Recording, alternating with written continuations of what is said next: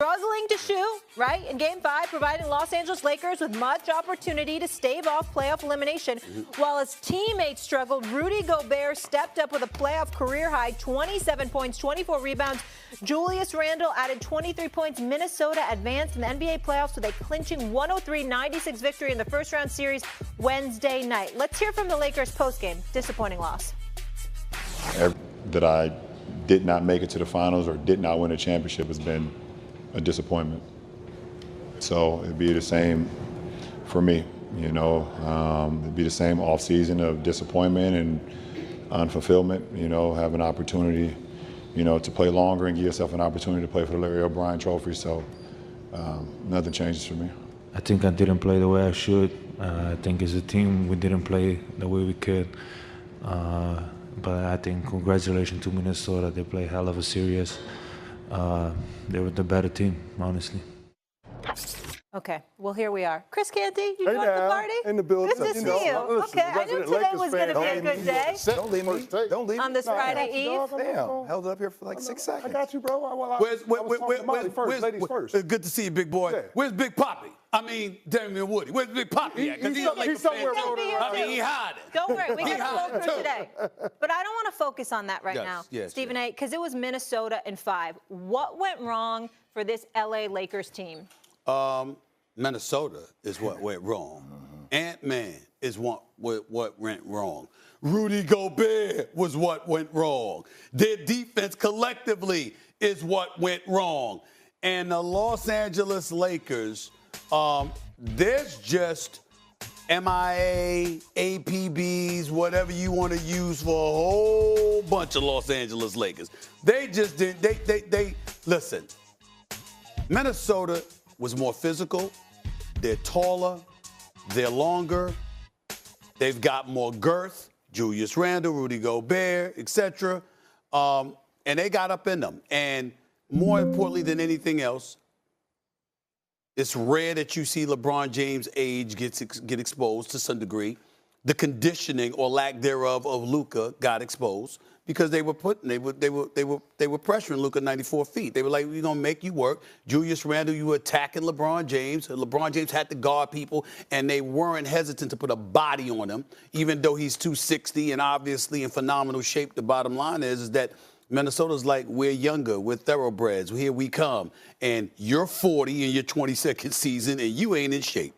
And y'all are their two best options. Y'all don't stand a chance. Oh, by the way, that Austin Reeves, we know he could play. We know that he had a pretty damn good season. But the 2 months where he looked like the best third option in basketball, boy, did that brother get humbled in this series. They made him a virtual no-show. Those are the answers to the question. I would say that the level of physicality went up drastically in this series. So, you know, you can talk a lot about scheme and the fact, hey, how come the Lakers didn't play Jackson Hayes? Maybe that allows Minnesota to get 13 offensive rebounds instead of 18 offensive rebounds. But they've been kicking their task all throughout the course of the series, just physicality-wise. AR-15 hasn't really shown up. I'm going to tell you something, though. Like, there's a lot of reasons why I think Minnesota was just a better team. But they were watching Luka play through that injury. I first off want to say, look, he's going through a lot this season. I don't think I've seen, and we talked about James Harden maybe at the pinnacle of his career when he had to do so much offensively. Maybe Steph, but Steph has made improvements. The conditioning of Luka is something that is really concerning for me to watch. Coming off the season he came off last year, when that was the theme that we spoke about. Watching the way he came into this season for Dallas, then the trade, to see the way sometimes he just so continues to look like a matador. And I'm not saying it's all on him. The construction of the roster needs to be different for LA if they're going to build around Luka moving forward. But I don't think I've seen for a long time a player so prolific offensively and then be so prolifically bad defensively as well. He got exposed and targeted every possession, it felt like, in the fourth quarter. Every. That's concerning. Yeah, the blow-bys were just ridiculous from Luka. He's a one-way player, Jay. As great as that dimension is on the offensive end and scoring the basketball, he's going to give it up on the defensive end. And the part that frustrates me as a Lakers fan, understanding the roster deficiencies that they had, even if you're a smaller team, you have to try to figure out what advantage that you have to mitigate the frontline size of the Minnesota Timberwolves. And the Lakers never leaned into that. They play at a snail's pace, relatively speaking, compared to Minnesota Timberwolves in this particular series.